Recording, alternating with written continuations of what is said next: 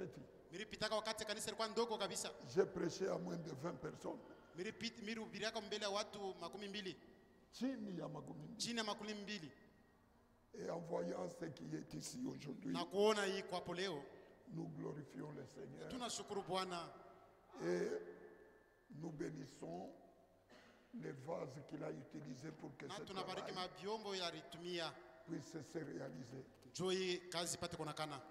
C'est très bien toutes ces choses, Ni mzuri bintu vyote, mais ce qui est important pour nous, ya mafaa kwetu c'est d'atteindre le but ni kufika mkifukuzio pour lequel Dieu nous a envoyé Jésus-Christ. juu ile Mungu alitumia Bwana Yesu Kristo, Et cela n'est possible na ile inawezekana que si l'Église de Dieu kama kanisa la Mungu est gardée dans la chaleur inachungua mkivukutu de la parole de Dieu ya neno la Mungu authentique, ile ya kumwanzo sans mélange. bila kuchanga.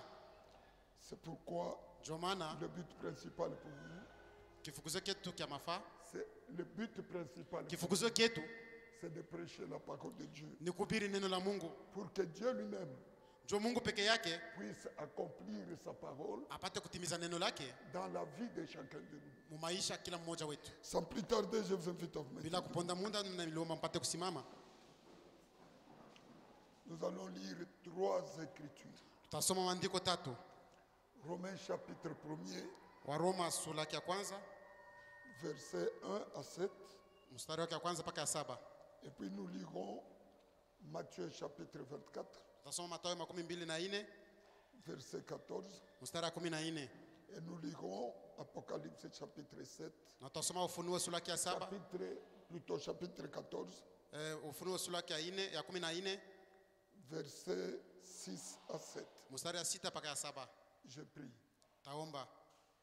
Dieu Tout-Puissant, Mungu wa uwezo yote, Créateur des cieux et de la terre, muumbaji wa mbingu na dunia, merci de nous avoir donné ce moment merveilleux d'être dans ta asante kwa kutupatia wakati ya damani.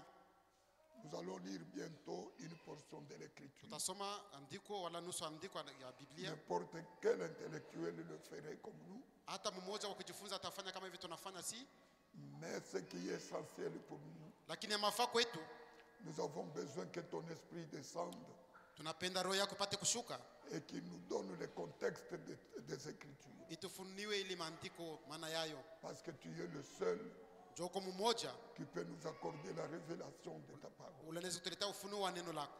Bénis chaque frère et chaque sœur Bariki kila dada na kila ndugu qui ont abandonné leurs préoccupations wanaacha makazi zao pour venir t'écouter. njoo kwa kukusikia we Et Mungu. nous croyons que Dieu du ciel tu nous parleras. Tunaamini si Mungu peke yote Toi qui tuzungumzie. sondes le cœur et les reins, Wewe kuna uchunguza mioyo na tu connais les besoins de chacun de nous. unajua hitaji ya kila mtu.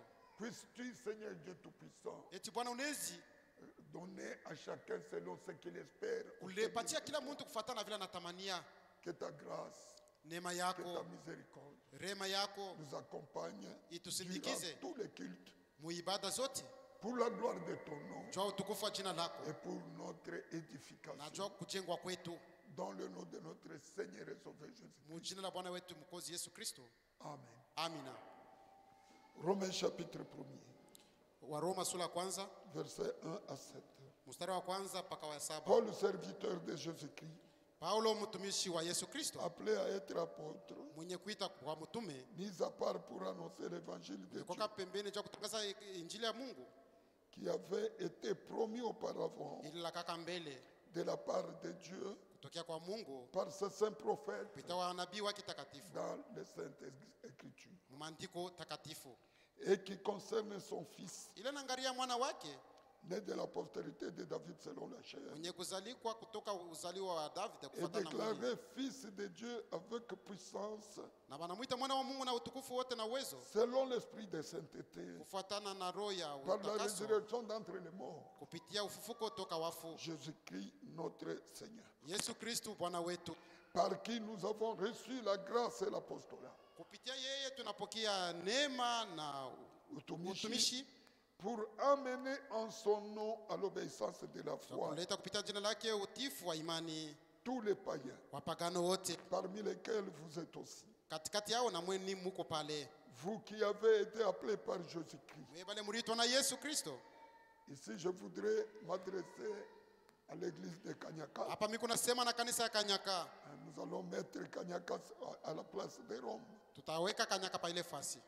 À tous ceux qui à Kanyaka sont bien-aimés de Dieu, Wa wote wale wako Kanyama wapende wa Mungu, appelés à être saints, benye kuita wawe takatifu, que la grâce et la paix vous neema soient données de la part de Dieu, neema na salama ilietiwe kutupana wa Mungu notre Père, mwenye kwa baba yetu et du Seigneur Jésus-Christ. na Bwana wetu Yesu Kristo. Matthieu chapitre 24. Mathayo 24. Nous lisons le verset 14. Mstari wake wa 14. Cette bonne nouvelle du royaume sera prêchée dans le monde entier Hii habari njema ya ulimwengu ya ufalme itahubiriwa ulimwengu mzima, pour servir de témoignage à toutes les nations. ndio isaidie ushuhuda kwa mataifa zote. Alors viendra la fin. Pale mwisho itafika. Apocalypse chapitre 14. Ufunuo sura yake ya 14. Nous lisons le verset 6 à 7. Tutasoma mstari wa 6 mpaka ya 7. J'ai vu un autre ange qui volait par le milieu du ciel, Nikaona malaika mwingine alikuwa anapita yulu ya mbingu ingine, ayant un évangile éternel mwenye kuwa na injili ya milele, pour l'annoncer aux habitants de la terre, jua kutangazia wakati wa ulimwengu, à toute nation, kwa mataifa zote, à toute tribu, kwa makabila zote, à toute langue kwa makabila zote et à tout peuple. na ku taifa zote. Il disait d'une voix forte, Anaanza kulalamika na sauti nguvu, régnez Dieu Mungu peni Mungu et donnez-lui gloire, na mupatie utukufu, car l'heure de son jugement est venue. jua wakati wa hukumu yake inafika. Et adorez celui qui a fait le ciel Na mwabudweni ule aliumba mbingu et la terre na dunia et la mer na bahari et les sources d'eau. na chemuchemu ya maji. Que Dieu bénisse la lecture de sa parole. Mungu apate kubariki usomo wa neno lake. Les trois passages que nous venons de lire Hii maandiko tatu tunatokea kusoma font le résumé de ce sur quoi nous allons nous entretenir cette fois. inafupisha na kama kifupi vyote tutazungumzia na mweye masiku. Notre prédication sera intitulée Mahubiri yetu taitwa l'Évangile du royaume. Injili ya ufalme. Cet évangile, Hii injili c'est l'évangile qui a été promis ni ile injili lilakwa par les prophètes, par Dieu. Mungu alilaka na wanabii pia. C'est pourquoi Ndio maana la foi, la meilleure foi, imani ya kweli c'est une foi qui repose seulement sur ce qui a été promis. ni kusema ile imani inaweka yulu ile inalakwa wala malako. Et cet évangile Na hii injili de réconciliation ya upatanisho devait être prêché dans le monde entier ilipaswa kubuliwa mdunia mzima avant que la fin ne vienne. mbele mwisho ipate kufika. Ce n'est pas un évangile d'Israël, Ana injili ya Israeli ce n'est pas un évangile de Congolais, wala injili wa Kongomani ce n'est pas un évangile d'une tribu donnée, wala kabila mo fulani, c'est l'évangile qui sauve l'humanité toute entière. lakini ni injili na okoa ulimwengu mzima. Et ceux qui ont part à cet évangile, Na wale wanapaswa kushiriki kwa ile injili ils ne sont plus attachés à une appartenance quelconque, po abakumbatine kintu kingine tena pana, ni de langue, wala kabila ni de tribu, wala makabila zingine à Oluga, wala lugha ni de langue, wala kabili lugha, wala lugha ni de tribu, wala makabila ni des nations, wala mataifa ni des races. wala marangi. Ceux qui reçoivent cet évangile, Wote wanapokea hii injili, ils sont dans l'évangile universel beko muinjili ya ulimwengu mzima, adressé à l'humanité tout ili entière. naletewa kwa ulimwengu mzima. Ici, je voulais parler de l'évangile. Hapa mimi napenda kusema kuhusu injili. Quand on parle de l'évangile, Wakati wanasema kuhusu injili, c'est-à-dire maana yake la parole de Dieu neno la Mungu qui est donnée inaletwa dans le Nouveau Testament. inaletwa mwagano jipya. Alléluia. Amina. La loi Sheria est en rapport inambatana avec l'Ancien Testament na agano la kale, et l'évangile lakini injili est en rapport inambatana avec le Nouveau Testament. agano jipya.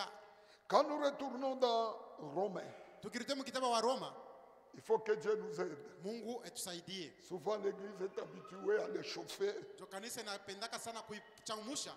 Ce n'est pas, c'est très bien. Iko mzuri. Mais il y a des moments où l'église doit connaître la profondeur de ce qu'elle croit. Pasha kwa wakati kanisa inapaswa kujua upana ile naamini.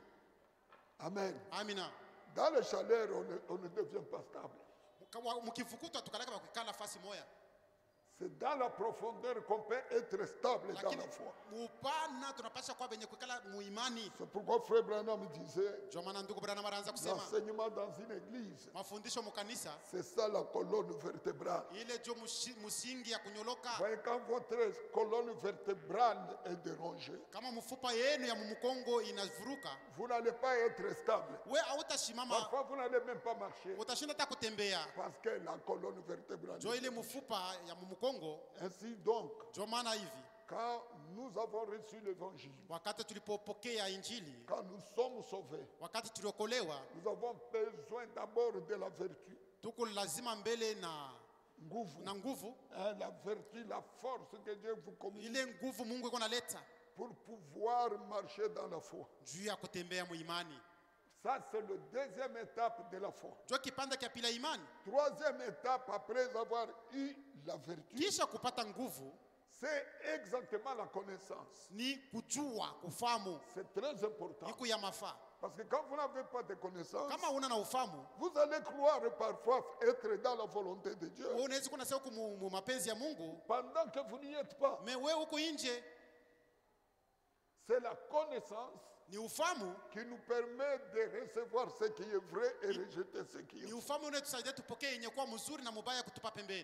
Et la Bible dit, mon peuple meurt par manque de connaissance.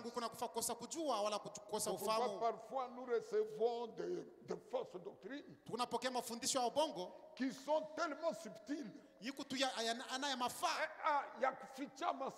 sont vraiment cachés. Il faut que Dieu vous aide pour y échapper. Les frères qui quittent du milieu de nous, séduits par les fausses doctrines, ils n'ont pas envie d'aller se perdre. Il y en a qui sont tout simplement séduits par manque de connaissance. C'est pourquoi j'invite l'église à être attentive. Nous allons, d'habitude je parle vite. Mais quand je parle de choses comme celle-ci, je prends soin d'être lent pour que les choses soient bien saisies. Et alors ici, quand nous retournons dans Romains chapitre 1er, nous voyons cet évangile-là. Paul dit il est serviteur de Jésus-Christ. Il est appelé à être apôtre, mis à part pour annoncer l'évangile. Paul savait pourquoi il était appelé. Et tout homme envoyé de Dieu doit savoir pourquoi il est appelé. Si chacun pouvait savoir pourquoi Dieu l'a appelé, nous aurions moins de problèmes. Parce que chacun gardera tout simplement le poste où Dieu l'a placé. Amen. Mais il dit que cet évangile a été promis auparavant de la part de Dieu par ses saints prophètes dans les saintes écritures. L'évangile, c'est un évangile promis. Et cet évangile promis, Dieu l'avait confié à ses prophètes. C'est dans l'Ancien Testament. Et cet évangile se trouve dans les Saintes Écritures. Il y a deux choses principales à retenir. Pour que l'évangile soit cet évangile du royaume, nous avons lu autre part l'évangile éternel. Nous avons lu autre part la bonne nouvelle du royaume. habari njema ya ufalme tulisoma fasi Il zingine. n'y a pas plusieurs évangiles. Hakuna mainjili ya kuachana achana wala ya Il y mingi a un hapana. seul évangile. Huko injili ni moja tu, Cet évangile-là, na ile injili il est éternel iko ya milele. parce qu'il a été conçu par Dieu depuis l'éternité. Jo ilitungwa tangu milele kwa Mungu peke yake. Amen. Amina. Et Dieu a conçu ça lui-même depuis les temps éternels. Mwile wa nyakati za milele Mungu peke C'est yake. l'évangile qui demeure. Ni injili kuna dumu, C'est un évangile qui vient de l'éternel inatokea ni kwa wa milele. pour nous ramener dans l'éternité. Jo kuturudisha mu milele. C'est pourquoi il est l'évangile éternel. Jo maana tunapoita injili ya milele. Il est l'évangile du royaume. Iko injili ya ufalme. Parce que c'est un évangile qui ne nous parle pas du royaume des hommes. Jo ile injili ituzungumzie kuhusu ufalme wa Ce watu. n'est pas un évangile national Haina injili ya watu wote ou un évangile panafricain. wala injili ya Waafrika, C'est un évangile du royaume de lakini Dieu. ni injili ya ufalme wa Il Mungu. concerne le royaume de Dieu. Inaangalia mambo ya ufalme wa Mungu. C'est pourquoi l'évangile Jo maana injili ne parle pas des nations. haisemi kuhusu mataifa, L'évangile parle du royaume de Dieu. lakini kunasema kuhusu ufalme wa Mungu. Aujourd'hui, les gens sont troublés. Leo watu wanavurukwa, Ils parlent des nations, wanasema kuhusu ils mataifa, parlent des Américains, wanasema kuhusu ils Amerika, parlent wa des Amerika wanasema Ukrainiens. Baikrenye. Ce n'est pas notre problème. Ile haina mambo yetu. Pendant que toutes ces choses se font, Wakati mambo yote je inapofanyika, prépare une place pour ceux qui font partie du royaume. lakini Mungu anatayarisha fasi kwa wale wanapata kushiriki C'est kwenye ufalme. l'évangile qui vous parle du royaume de Dieu. Injili kunaionyesha kuhusu ufalme wa Mungu. Même si nous touchons à gauche, à droite, Hata kama unagusa kushoto na mais kukume, notre préoccupation, lakini kifukuzo c'est kietu le royaume de Dieu. ni ufalme wa Mungu. Amen. Amina. C'est pourquoi l'évangile du royaume. Ndio maana injili ya ufalme Il est la bonne nouvelle du royaume. hiyo ni habari njema ya ufalme. Pourquoi? Juu ya nini? Parce que c'est une nouvelle. L'évangile Ni kusema injili nous parle du salut. inatuzungumzia kuhusu wokovu. Écoutez, Msikie, nous ne vous parlons pas atumionyeshe pour que vous ayez peur d'aller en enfer. jo kwa na boka kwenda mwadezi. Hapana, Non. hapana. L'évangile ne vous donne pas la peur d'aller en enfer. Injili impatie boka kwenda mwadezi. C'est une bonne nouvelle. Hiyo ni habari njema, Elle vous donne l'assurance d'aller au ciel. inampatia hakikisho ya kwenda kumbingu. Amen. Amina. Seye hatuna na boka ya kupotea. Nous n'avons pas peur de se perdre, Tuko na imani ya kokolewa. mais nous avons la foi d'être sauvés. Et la bonne évangile Na habari njema ya kweli doit vous donner la foi d'être sauvé. inapaswa kumpatia imani ya Si kuokolewa. on vous présente la parole de Dieu Kama nakuonesha neno la et Mungu, vous commencez à douter si vous êtes sauvé, unaanza kushakia kama ushakokolewa, il y a deux choses. huko bintu Soit viwili, vous êtes incrédule, soit soit la chose utakuamini vous a été mal ubie présentée. namna bakukubiri mzuri. Hapana, Là où on a prêché l'évangile, pale pote barubiraka injili, les gens n'ont pas douté d'être sauvés. watu wakushakia tu Les kuokolewa, gens ont été sauvés. lakini watu waliokolewa.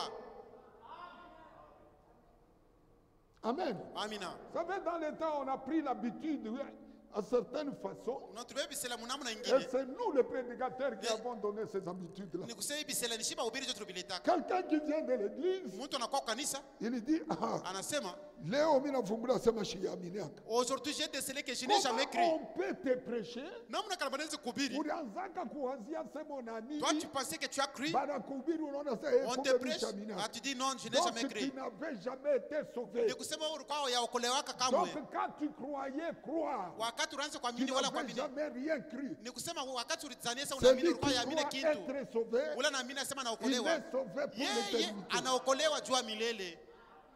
Même quand Dieu vous reprend, Hata kama Mungu anakukemea, il ne peut pas vous ôter l'assurance du salut. asiwezi kutosha hakikisho ya wokovu. La parole de Dieu Neno la Mungu ne donne pas le doute. hailetaki La mashaka, parole de Dieu produit la foi. lakini neno la Mungu inazalaka imani. Quand Dieu parle, Wakati Mungu il ne anasema, parle pas pour vous donner le doute. asema kitu ya kuleta Quand mashaka. Dieu parle, Wakati Mungu il anasema, parle pour vous donner la foi. lakini anasema cha kupatia imani. C'est très important. Ni ya mafaa kabisa. Aujourd'hui, nous ne faisons plus attention Leo atukebe yange entre ce qu'un prédicateur dit kile mhubiri kunasema et ce que Dieu lui-même a dit. na kile Mungu yeye mwenyewe alisema. Écoutez mes bien-aimés. Mshike bapendwa bangu. Même un prophète, hata nabii pour qu'il dise la vérité, juu apate kusema ukweli, il faut qu'il ait d'abord écouté Dieu. ye anapasha mbele kumshikia Parce que la Mungu. vérité ne sort que de la bouche de Dieu. Jo ukweli yote kunatoka ni mkino kia Mungu tu. Amen. Amina. Si vous n'avez pas écouté Dieu, Kama mkumshikie vous Mungu, n'avez rien à dire au peuple de Dieu. wewe usiseme kitu na taifa ya Mungu. Nous avons mission de donner au peuple de Dieu Tuko na kazi ya kupatia taifa ya ce Mungu. que Dieu a dit. Ni kusema paka kile Mungu Et alisema, rien que ce que Dieu a dit. paka kile Mungu alisema ndio kitu tunapasha kuleta. Et la Bible ici nous dit que l'évangile a été conçu Biblia inatuambia sema injili par ilitungwa Dieu lui-même. kwa Mungu peke yake Et il binafsi. a confié cet évangile aux prophètes. Na alileta ile injili kwa manabii. De tous les temps, Wakati zote Dieu conçoit les choses en lui-même. Mungu kunatunga bintu ndani mwake. Et qu'après avoir conçu les choses en lui-même, Kisha yeye mwenyewe kutunga bintu ndani mwake, il prononce ces choses-là anasema vile bitu.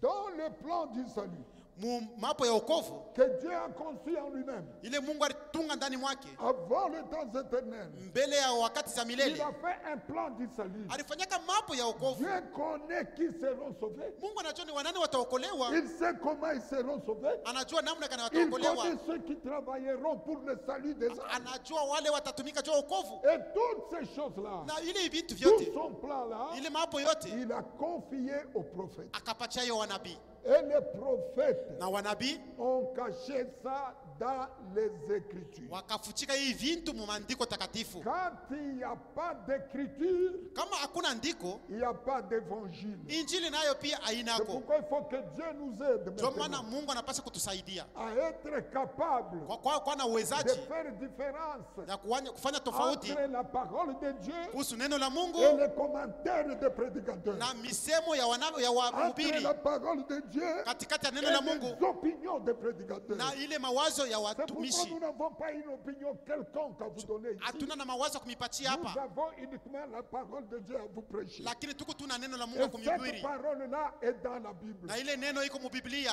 Amen. Amina. Cette parole est dans la Bible. Ile neno iko mu Biblia. En dehors des Écritures, Nje ya maandiko il n'y a pas de prédication. hakuna mahubiri. C'est pourquoi frère Franck dit, Ndio maana ndugu Frank anasema si vous prêchez quelque chose, kama mko nahubiri vitu, vous devez être en mesure unapasha kwa na uwezaji de prendre votre doigt, ya kubeba kilole kyako le mettre dans la Bible kukiweka mu et Biblia, dire c'est là unasema imiri que bitosha j'ai hapa, retiré ça. jo pale imiri Si tosha vous mu hii ne pouvez Biblia. pas montrer la chose Kama dans una la na ile Bible, uwezaji ya kutonesha mu Biblia, mettez cette prédication de côté. beba ile mahubiri weka pembeni. Et c'est comme ça. Jo vile bintu biko.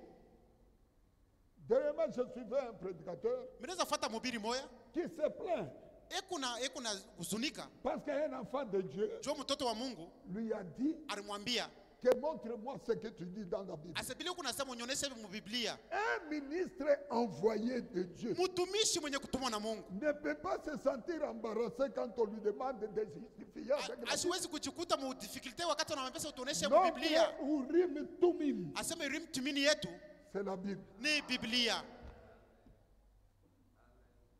Amen. Amina.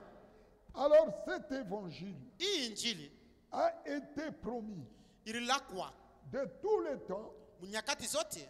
Dieu Mungu a toujours fait une promesse. anafanyaka malako. Amen. Amina. L'évangile a été promis dans les Saintes Écritures.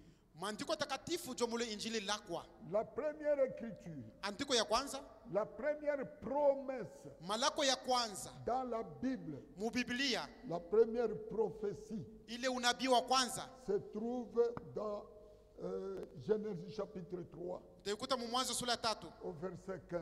mstari wa 15. Dès que l'homme est tombé, Wakati binadamu alipoanguka, Dieu Mungu a commencé à dévoiler son plan du salut Mungu akaanza kuonesha mapo ya wokovu qu'il avait conçu en lui-même ila alitungwaka ndani mwake avant les temps éternels. mbele ya nyakati za milele. C'est pourquoi il dit au serpent, dans le jardin d'Éden.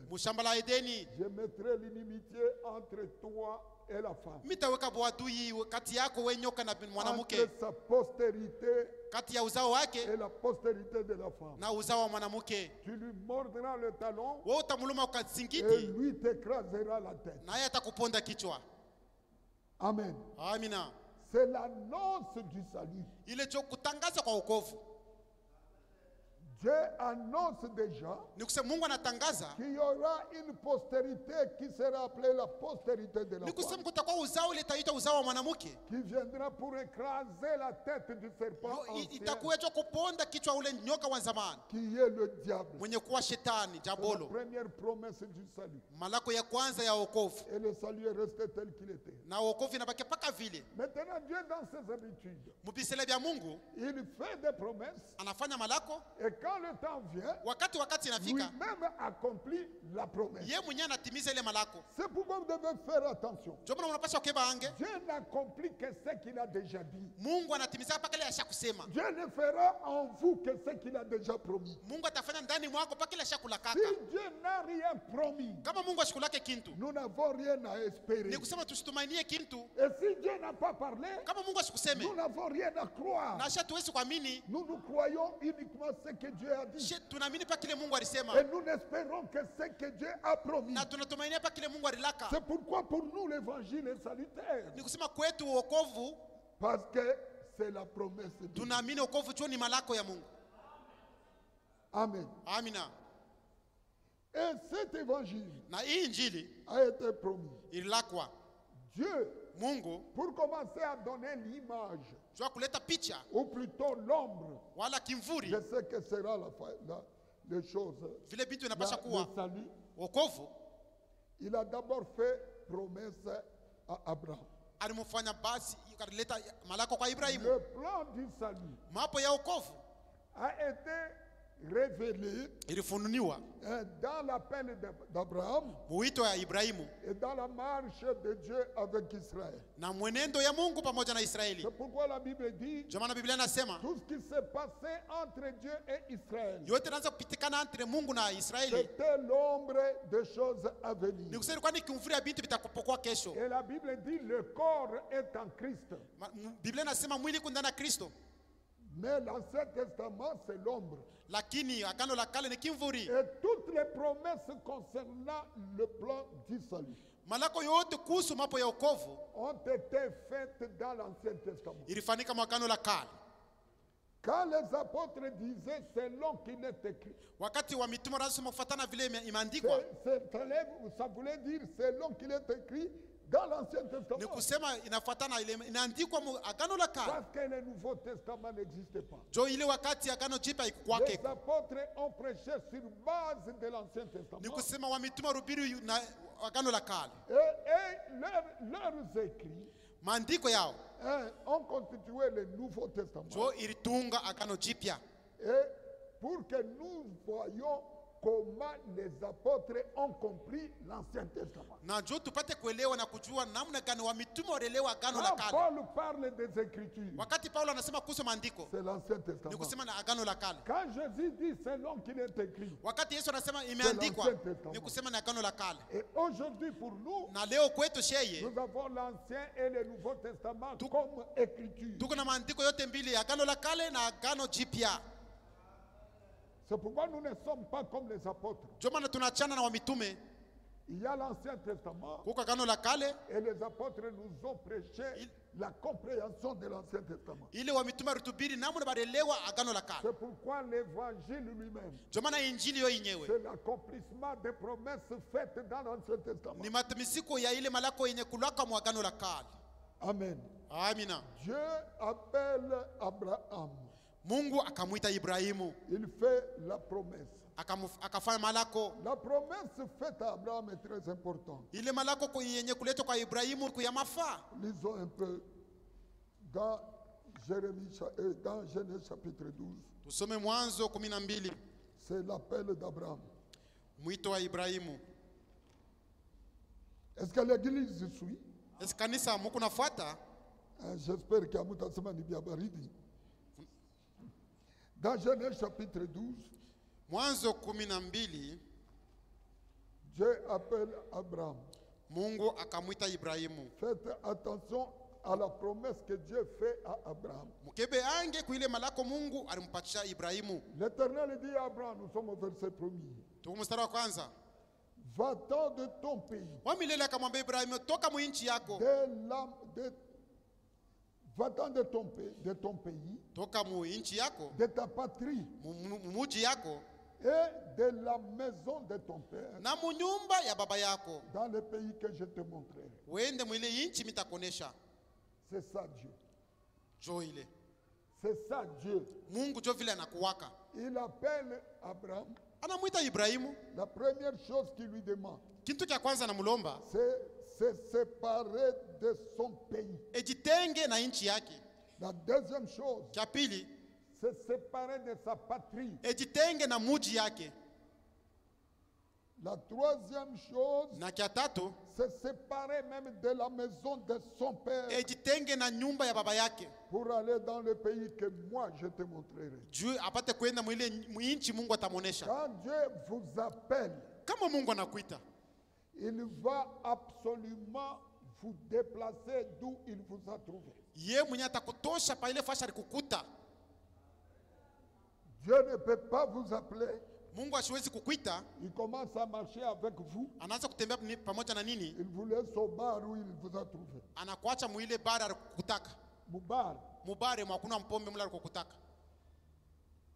Ou il te laisse dans la prostitution il t'a trouvé. Ubena kuacha mu busharati mula alikukutaka. Ou il te laisse les choses les plus compliquées. Ubena kuacha bintu vya nguvu kabisa. C'est sortir de son pays. Ni kutoka mu nchi yake.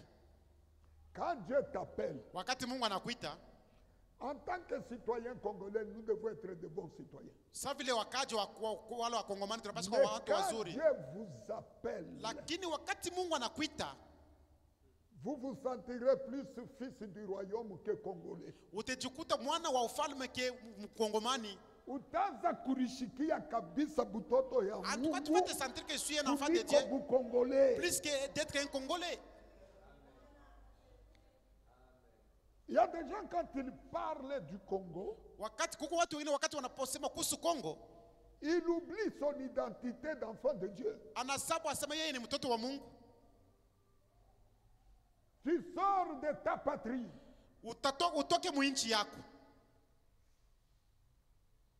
Ici on ne nous demande pas de quitter le Congo.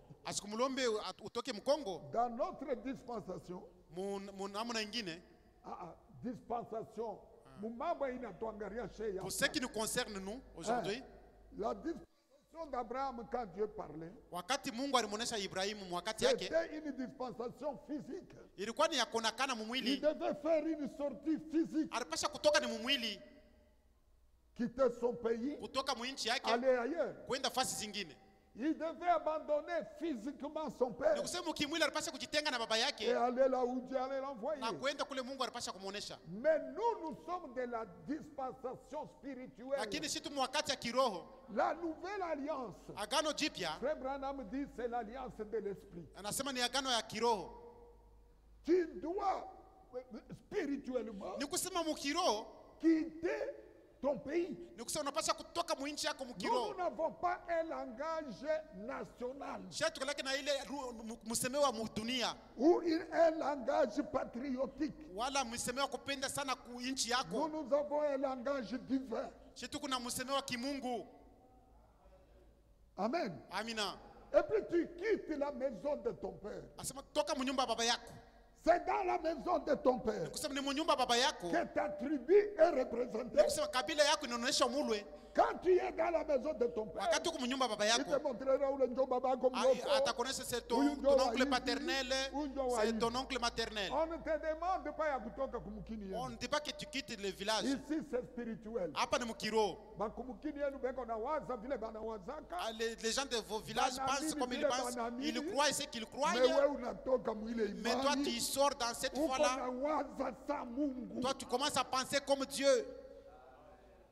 C'est alors que quand Dieu dit, celui-ci est mon enfant, qui te dit, tu dis c'est mon frère. Aujourd'hui c'est grave. Leo iko kushangaisha. Vous voyez quelqu'un unaona mtu qui rencontre un frère. Anakutana na ndugu. Frère. Ndugu. Parce qu'on lui a appris que un frère ni wakuka shobwe. Qui barimufundisha wapi sasa ndugu anatoka kashobwe. Il apprend, anashikia. Il reçoit comme information. Anashikia habari ça non le frère. Tu vois tel frère, il est de kashobwe. Anakuya. Il est frère. Ndugu. J'étais vraiment dans la joie quand on m'a informé. Tu es mon frère. Maintenant frère ça signifie quoi en swahili? Je suis dans la joie mon frère. Hier on m'a dit que tu es aussi de Kabondo Janda. Tu es mon frère. Est-ce que ndugu yangu mkimwili frère?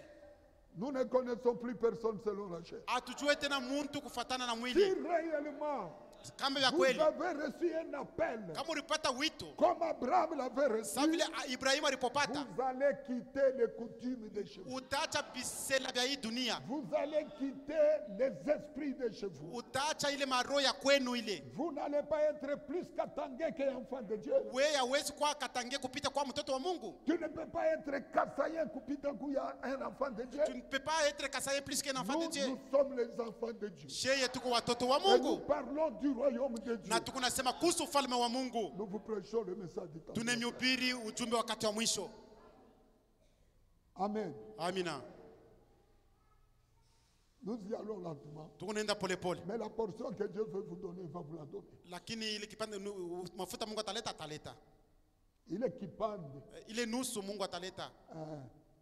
Parce que Dieu fait chaque chose bonne à son temps. Vous voyez l'appel d'Abraham. La première chose que Dieu lui demande, c'est de sortir. Et il lui permet. Je ferai de toi une grande nation. Je te bénirai. Je rendrai ton nom grand. Et tu seras une source de bénédiction. Dieu promet à Abraham de faire une grande nation à partir d'Abraham. Je bénirai ceux qui te béniront. Et je maudirai ceux qui te maudiront. Et toutes les familles de la terre seront bénies en toi. Ici, au verset 3, c'est très important. Dieu dit, toutes les familles de la terre seront bénies en toi. Pas seulement Israël. Toutes les familles de la terre. Alléluia. Amina. Mais quand Abraham a été béni, Dieu dit ceci. Nous sommes dans Genèse 15.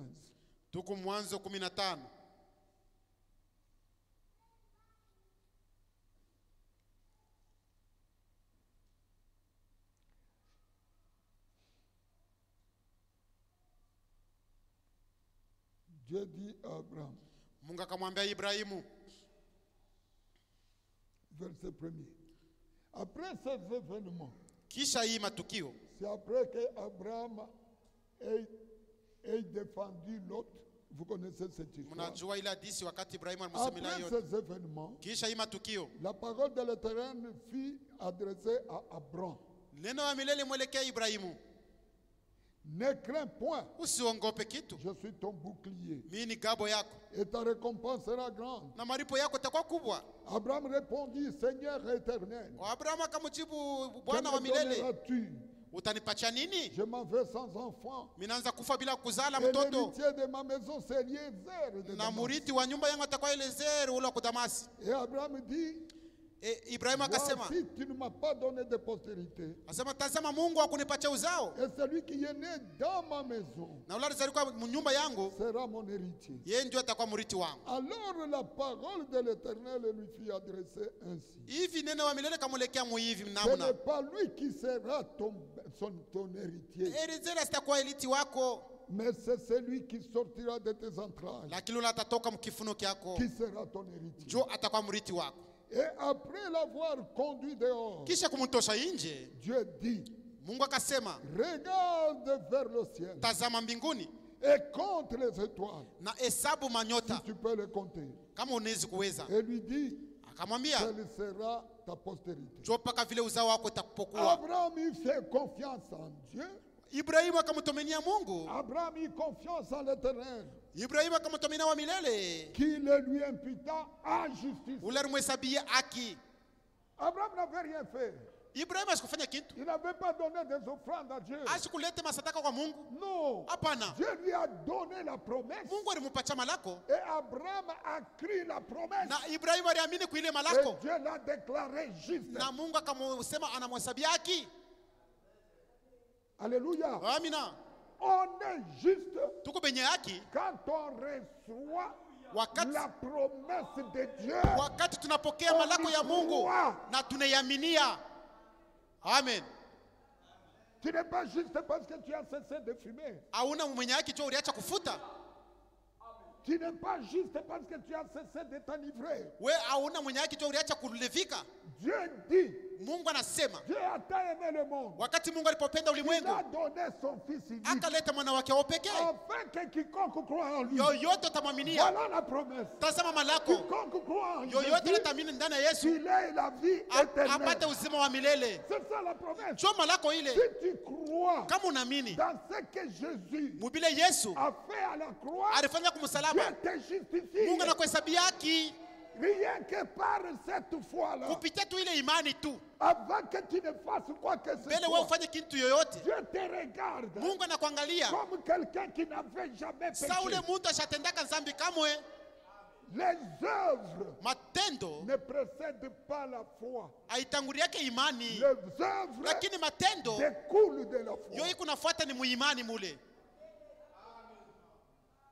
Ce que Dieu justifie, kile Mungu anahesabiaka haki, ce ne sont pas les œuvres. Ana matendo. Dieu justifie la foi. Mungu anahesabiaka haki ni imani. Abraham eut confiance en Dieu. Ibrahimu akamtumania Mungu. Et cela lui fit imputer à justice. Na Mungu akamhesabia haki. Nous verrons les détails plus tard. Tutaona mupana. La Bible dit, Biblia nasema, ce sont ceux qui ont la foi d'Abraham. Ni kusema ni Biblia nasema bali kuna imani ya Ibrahimu. Qui sont enfants d'Abraham. Na Job aliweka watoto wa Ibrahimu. La foi authentique. Imani ya kumwanzo. C'est la foi d'Abraham. Ni ile imani ya Ibrahimu. Abraham a commis des erreurs. Ni kusema Ibrahimu naye alifanya makosa. Mais si Dieu l'avait déjà déclaré juste. Kama Mungu alikuwa kusema yeye ndio mwenye haki. C'était injuste qui s'est trompé. Ilikuwa tena ya uzalimu tena ejilande. L'erreur d'Abraham kosa ya Ibrahimu ne peut pas lui ôter la justice dont Dieu lui a compté. Haiwezi kumtosha ile haki Mungu alimweka. Amen. Amina. Qui croit ça? Nana naamini vile. Abraham était juste. Ibrahimu alikuwa mwenye haki à partir du moment où il a accepté la promesse de Dieu. Anakuwa mwenye haki wakati ile anachika malako ya Mungu. Amen. Amina. Et verset 13. Mstari 13. Toujours Genèse 15. Paka Mwanzo 15. L'Éternel dit à Abraham, wa milele akamwambia Ibrahimu, sache que tes descendants seront étrangers. Ujua sema uzao wako itakuwa wakeni. Dans un pays qui ne sera point à eux. Batakuwa wakeni mwinchi ile yasipo yao. Ils seront asservis. Bo batakuwa watumwa. Et on les opprimera pendant 400 ans. Na wote wateswa kadiri ya miaka 400. Mais je jugerai la nation à laquelle ils seront asservis. Lakini mitahukumu ili nchi itawaweka sawa watumwa. Et ils sortiront ensuite avec de grandes richesses. Lakini batatoka mwile nchi na mautajiri kubwa.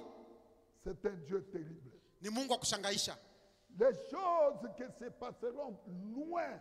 Bile bintu bitafanyika wakati ya kupita miaka 400. Dieu vous le dit déjà. Mungu, comment ça va se passer. Mungu anatangulia kuonesha namna gani bitapitikana. Amen. Amina. Et quand Dieu donne cette prophétie, wakati Mungu analeta hiyo nabii, Moïse n'était pas là. Musa alikuwa shazalikwa kamwe. Mais celui qui a écrit Genèse, c'est Moïse. Lakini ule anaandika Mwanzo ni Musa. Les choses passées. Bintu bisha kupita. Les choses présentes. Na bintu vya leo. Comme les choses à venir. Sa bintu vitakuwa kesho. C'est Dieu qui nous les enseigne. Ni Mungu ndio anatufundisha hivyo. Amen. Amina.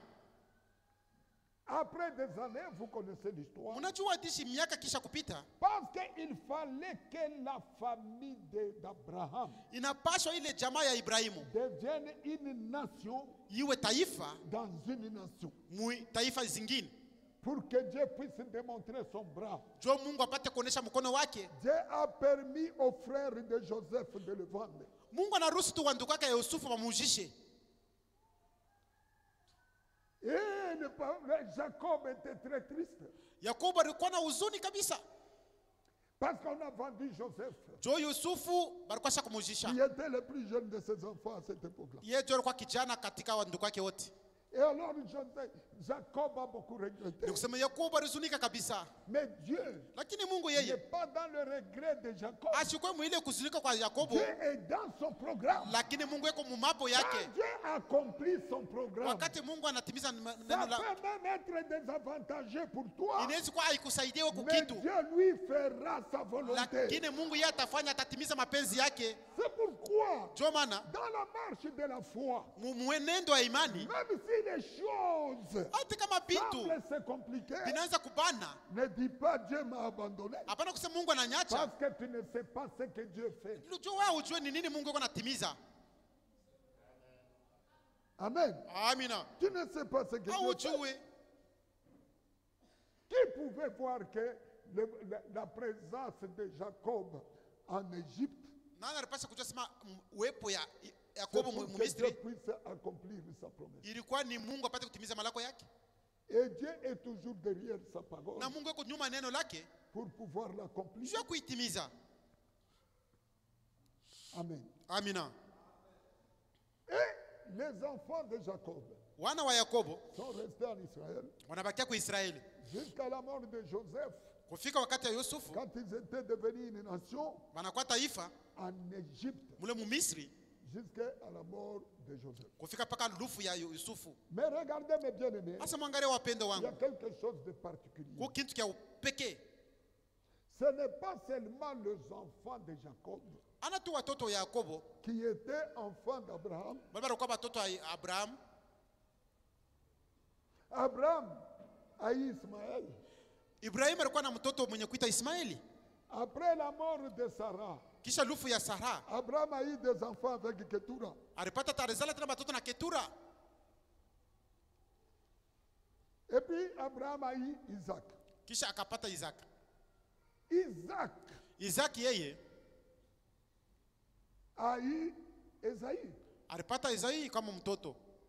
Et il a eu Jacob. Na alipata na Yakobo pia. Mais quand Dieu parle, wakati Mungu anasema, il ne dit pas je suis le Dieu d'Abraham, asema niko Mungu wa Ibrahim, d'Ismaël, wa Ismaeli, de Isaac et des enfants de Ketura. Na wana wa Ketura. Non, c'est le Dieu d'Abraham et d'Isaac. Wakati Mungu anaposema anasema niko Mungu wa Ibrahimu na wa Isaac. Et puis il ne dit pas je suis le Dieu d'Abraham, d'Isaac, d'Esaïe et de Jacob. Mungu ashasema kama niko Mungu wa Ibrahimu, Isaac, Esaïe na Yakobo. Hapana. C'est le Dieu d'Abraham, ni Mungu wa Ibrahim, d'Isaac, wa Isaac et de Jacob. Na wa Yakobo. Pourquoi? Juu ya nini? Parce que les enfants de la promesse jo batoto ya malako sont des enfants prédestinés. Ni batoto benye kutangulia kuwekwa. C'est pourquoi quand Dieu arrive à Jacob, wakati Mungu anafika pa Yakobo, il dit à Jacob, amwambia Yakobo, tu deviens Israël. Wewe jina lako na kwa Israeli. Parce que ça devait être ça. Jo ilipasha kwa ile l'appellation de la grande nation promise. Ile mwito ilipasha jina ya ile taifa munene ile Mungu alilaka. Fais les choses correctement. Mungu anafanyaka bintu musawa. Pas correctement par rapport à ton jugement. Ana usawa kufuatana kuona kwako wewe. Ce n'est pas correctement par rapport à ta façon de voir ou ton aina usawa kufuatana na namna yako wewe kuona. Dieu fait les choses correctement. Mungu anafanya bintu sawa par rapport à son plan à lui. Kufuatana na mapo yake yeye Mungu. Amen. Amina. Aujourd'hui, leo les musulmans waislamu se réclament les aînés, boba na jito sema shijo bazaliwa wa des kwanza, enfants d'Isaac. Ya batoto ya Isaac. Parce qu'Ismaël était l'aîné au fait. Parce que Ismaël tukifuata alikuwa alizaliwa wa Mais kwanza. dans le programme de Dieu, Lakini mumapo ya Mungu, il n'a pas vu Ismaël. Yesu kumonaka Lui, Ismaeli. il avait vu Isaac. Yari monaka, Mungu alimonaka ni Isaac sasa vile mzaliwa wa kwanza. Alléluia. Amina. Vous ne pouvez pas changer ce que Dieu a déjà construit en lui. Vile Mungu ashakutunga ndani mwake, hawezi Les kubibadilisha. choses se passeront exactement comme Dieu les Na a bintu dit. bitafika paka vile Mungu mwenyewe alivitunga. Amen. Amina. Maintenant, regardez, mes frères. Sasa mwangalieni. Pendant qu'Abraham n'avait pas d'enfant, Wakati Ibrahimu alikuwa bila mtoto, Dieu parlait à Abraham. Mungu akamwambia Ibrahimu. Nous sommes dans Genèse chapitre 17. Tuko Mwanzo 17 plutôt. Genèse 17.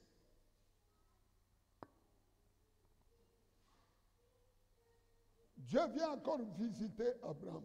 Mungu anakuwa mtembelea tena Ibrahimu. Verset. Attendez. Subiri kidogo. Commençons au premier verset, on sautera par-ci par-là. Tuanze mstari wa Donc kwanza. Abraham fut âgé de 99 ans. Wakati Ibrahimu alikuwa na miaka 18, Il ne restait plus qu'une année kulibakia tu mwaka moja pour qu'il ait 100 ans. juu apate kuwa na miaka À ce 100. moment-là, l'Éternel apparut à Abraham Wewe milele akamwonekania Ibrahimu. et lui dit, je suis le Dieu Tout-Puissant, Akamwambia niko Mungu wa uwezo zote. El Shaddai. El Shaddai.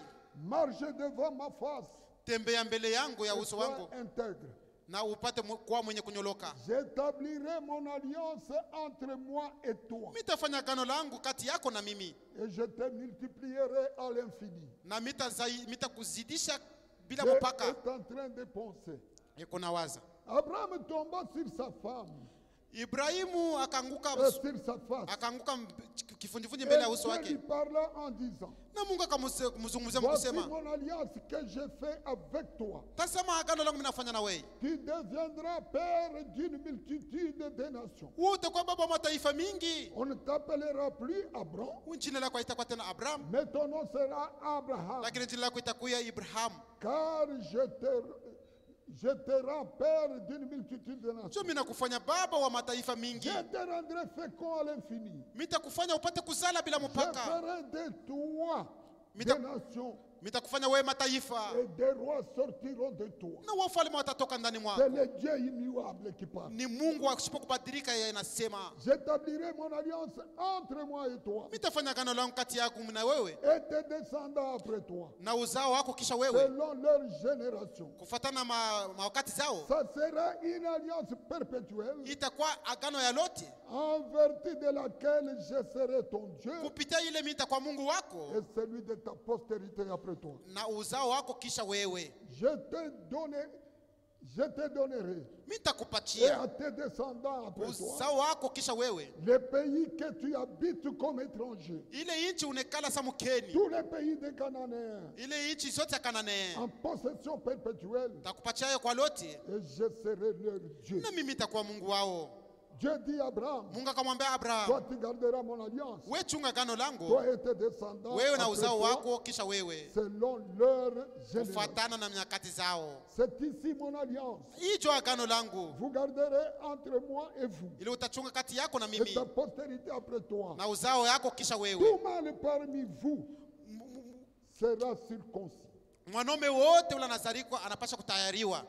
Vous vous circoncirez, Mwe mtajitahiri. et ça sera un signe de l'alliance entre moi et vous. Itakuwa ni alama agano wewe kati yenu na mimi. Et à l'âge de 8 jours, Wakati mtoto anazaliwa anakuwa na tout masiku mâle 8, parmi vous sera circoncis. mwanaume wote anapaswa kutayariwa Selon vos générations, kufuatana na kuzaliko qu'il soit wao. né dans la maison, Munyumba ou qu'il soit acquis à prix d'argent, azaliwe munyumba wala ou bakimuuza tout fils d'étranger, wala mtoto wetu wa mgeni sans appartenir à ta race. bila kuwa wa kabila yako.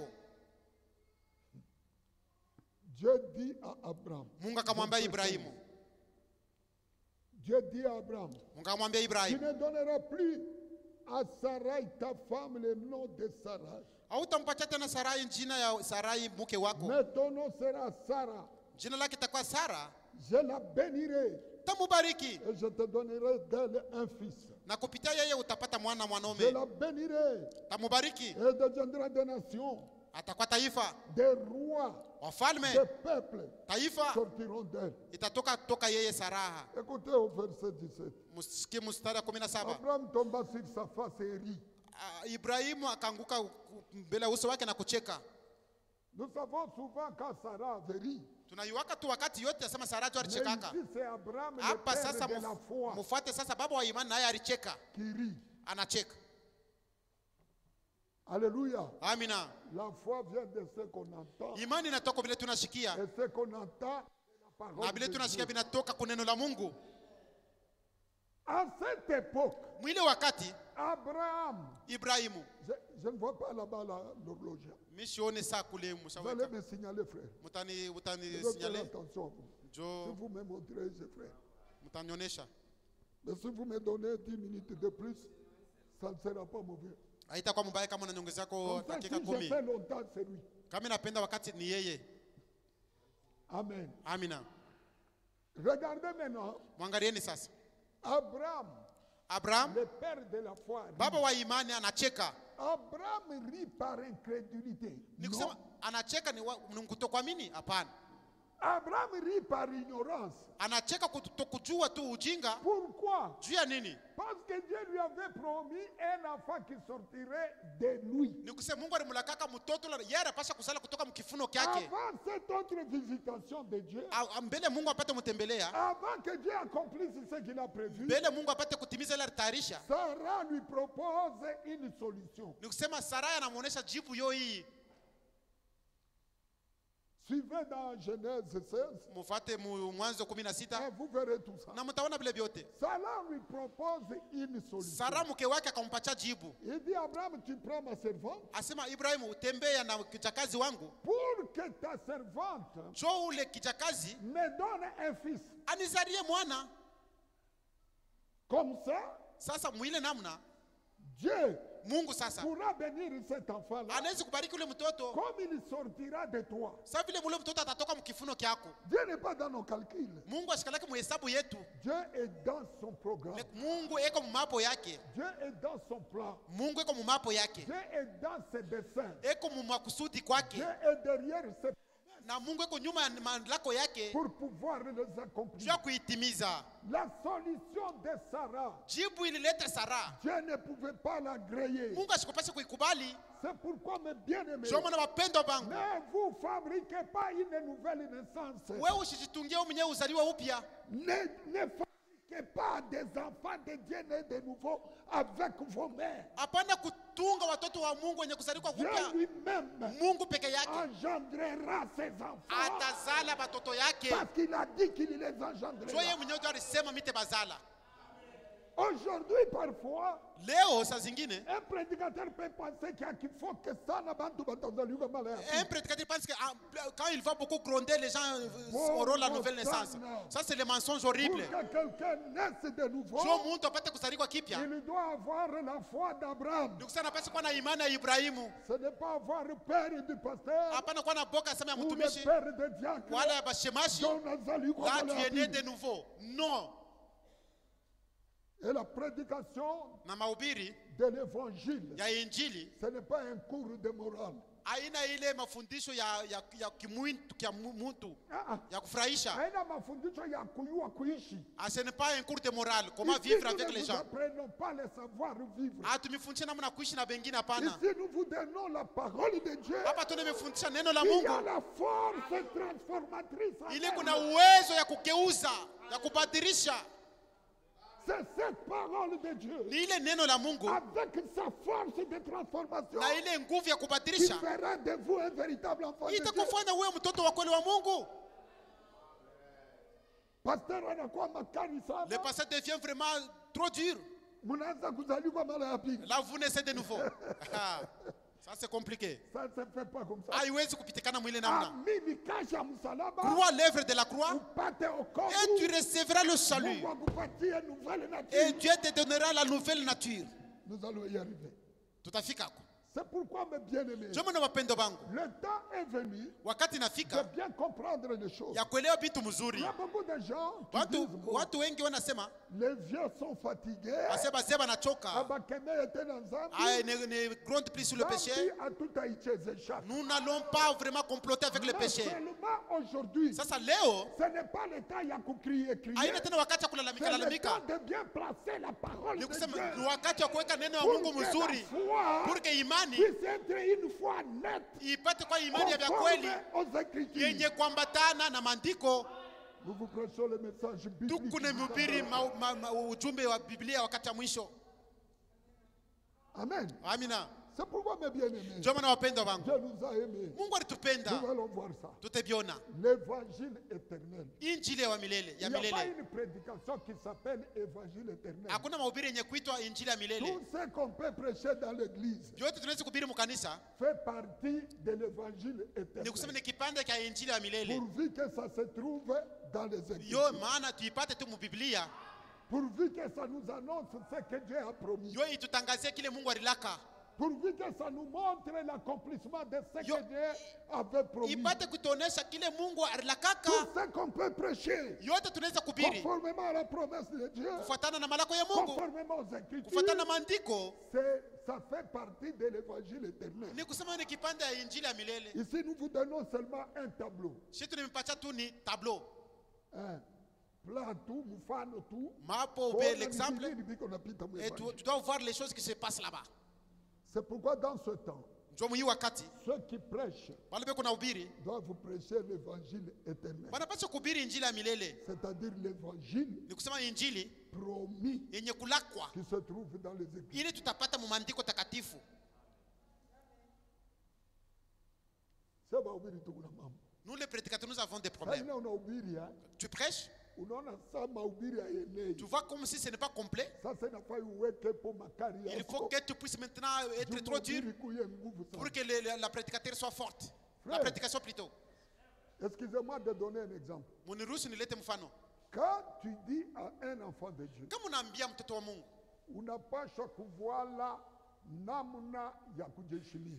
tu dois t'habiller d'une façon, tu dois t'habiller avec modestie. Parce que la Bible le dit. Job Biblia ndio inasema. Kama unamwambia vile mtoto wa Mungu, Si tu dis ainsi à l'enfant de Dieu, cette parole est suffisante pour que ashikie. ni kusema ile neno aeneane ndio apate kushikia. Sasa sheba ubiri. Mais nous les prédicateurs, Kama unaweza kusema ndio wala kankanzo kafupi. tu portes une petite robe. Ujifulame makaptule no Et quand tu te mets dans cette position, mahubiri na kwa nguvu. toi tu penses que maintenant quand tu dis ça, ça devient vraiment trop dur. Alisema voile na heshima. Quand tu as dit, Mahubiri ilikuwa deja nguvu. donc la prédication était déjà forte quand Dieu avait dit ainsi. Madetail Roho Mtakatifu atakupa hiyo. Les détails que vous allez donner, Jumu madetail munaingiaka sana maopinion. parce que dans le détail, il y a des pensées humaines. Beaucoup d'opinions. Mawazo ya kimuntu inaingia kama sana. Dites habillez-vous d'une manière décente. C'est écrit. Banaandika uvale mnamna Et celui kushuka. qui est de Dieu Ninatoka kwa Mungu. s'habillera d'une manière décente. Na ule wa kutoka kwa Et Mungu le Saint-Esprit atavala mnamna lui kushuka. enseignera qu'est-ce que c'est une manière Na décente. Roho Mtakatifu ndani yake itamfundisha kuvala namna ya kushuka ni kusema nini. Dans nos commentaires, Mumisemo yetu shiba il y a ubiri. beaucoup de sujets de débat. Muko mambo ya mingi inaweza kuleta madiscussion. Hein? Et c'est ça. Jo vile. Ici, nous voulons que l'évangile Hapa tunapenda na injili puisse être enseigné tel que la Bible le dit. ifundishiwe vile Biblia inasema, Et que le Saint-Esprit na Roho Mtakatifu enseigne chacun de nous. ipate kufundisha mmoja Parce wetu. qu'il a dit, Jo ilisema vous serez tous enseignés de nous. asemwe wote mtafundishiwa toka Roho Mtakatifu. Vous serez tous enseignés de moi. Mwe wote mtafundishwa toka mimi. C'est ce que Dieu a promis. Jo kile Mungu alilaka. Maintenant, vous voyez mes bien-aimés. Asa mnaona wapendo wangu. Hein? Quand Dieu parle, Wakati Mungu anasema, suivez seulement ce que Dieu a dit. mumufuate kile Mungu Ça anasema. produira ce qu'il a dit. Ni kusema itazala kile Mungu Je alisema. ne peux pas dire que le soleil soit. Mungu asiwezi kusema yuwepo, Et c'est la lune qui se lève. lakini mwezi natokelea. Non. Haiwezi kufanyika. Chaque parole de Dieu Kila neno lote ya Mungu produit exactement ce que Dieu dit. ni kusema iko na Je zala mpaka termine kile ma Mungu pensée anasema. de Sarah et nous nous arrêtons là. Tuishe wazo ya Et Sara alors, tusimame. Sarah Wakati Sara présente Ismaël anasema Ismael, à Abraham. Et Abraham Abraham yeye a cru que la pensée de Sarah Ibrahimu aliwasema ile wazo ya Sara l'a aidé ilimsaidia à accomplir la promesse de Dieu. Itimize neno la Mungu wala malako ya Mungu. Dieu n'a pas besoin de Sarah pour accomplir. Mungu ashukwe lazima na Sara apate kutimiza maapo yake. Abraham rit. Ibrahimu akacheka. Et il dit en lui-même, akasema ndani yake, est-il un fils à un homme de 100 ans? Eti mtu wa miaka 100 anaweza kupata tena mwana? Et Sarah âgée de 90 ans. Na mke wangu Sara ashakuwa na miaka 80 anaweza kuzala tena? Mungu eko sana sababu. On dirait comme si Dieu a oublié, dit Abraham en Et lui-même. Abraham dit à Dieu, na Ibrahim akamwonyesha Mungu, oh, qu'Ismaël vive devant sa face. Oh, Israeli apate kuishi mbele yako. Qu'il vive devant ta face. Apate kuishi mbele ya uso wako wewe Mungu. Dieu dit, Mungu akasema, certainement Sarah ta femme t'enfantera un fils. Hakika hivi Mungu anasema Sara mke wako Abraham atakuzalia mtoto mwanaume Jovile. Quand est-ce qu'on appelle Abraham père de la foi? Tu as nini banamuita Abraham baba wa imani? Quand il est dans l'ignorance. Wakati kuna ujinga. Quand il est dans l'imaginaire. Wakati kuna tizania bintu. Il peut commettre des erreurs. Anaweza kufanya makosa. Mais quand Dieu parle. Wakati Mungu anasema. Abraham arrête son opinion. Ni kusema Abraham anaacha mawazo yake ya mtu. Sa pensée. Anaacha mawazo zake. Il dit amen à ce que Dieu a dit. Anasema amina kwa vile Mungu anasema. Abraham dit. Akasema Ibrahim. J'ai déjà Ismaël. Asa mimi kuna Ismaël. Je n'ai plus la possibilité d'avoir un autre enfant. Mimi sina tena nguvu ya kukuzala. Sara na yeye pia ashina tena nguvu ya kuzala. Israeli kwako, Ismaeli kwako. Hapana kuhangaika tena Mungu. Wewe umbariki tu Ismaeli. Na malaka yako itatimizika hivi jo. Mungu akasema hakika Sara atakuzalia mtoto mwanaume. Ibrahim asikushakie. Ndugu Branham anasema kwanza ile siku Abraham a commencé à annoncer aux gens. Abraham akaanza, moi je suis Abraham. Akasema sina tena Ibrahim na kwa Abraham. De beaucoup de nations. Asema baba wa mataifa mengi. Ismaël te donnera beaucoup d'enfants. Non. Hapana, Ismaël atapatia watoto mingi, asema hapana. Sarah aura un fils. Asema Sara mke wangu atazala mtoto mwanaume. Asema Sara. Abraham est devenu fou. Abraham anakuwa mwenda mazimu. Ndio. Si tu crois en Dieu. Kama unamwaminia Mungu. Le monde va te trouver fou. Dunia itakukuta sababu uko mwenda mazimu. Frère Branham dit. Ndugu Branham anasema. Abraham a commencé à acheter de linge de layette. Asema anaanza kuuza. Pour préparer la maternité de Sarah. Asema Abraham anaanza kuuza bintu vyote vya kutayarisha kuzao kwa Sara. Pourquoi unauza bintu? Non, d'ici là, Sarah va avoir un enfant. Masiku doko mke wangu Sara atazala. Je pense qu'il doit avoir déjà une semaine de grossesse. Mimi naona mimba inaweza kuwa juma moja. Par rapport au jour où Dieu a parlé. Kufuatana vile masiku Mungu alinitangazia. C'est pourquoi mes bien-aimés. Ndio maana wapendo wangu. Soyez certains de Dieu. Muwe hakika na Mungu. La parole de Dieu. Neno la Mungu s'accomplira. Yo itatimizika. Tel que lui l'a annoncé. Paka vile Mungu alitangaza. C'est pourquoi. Ndio maana l'évangile. Injili. C'est une prédication des promesses. Ni mahubiri ya malako. Que Dieu vous bénisse. Mungu apate kumibariki.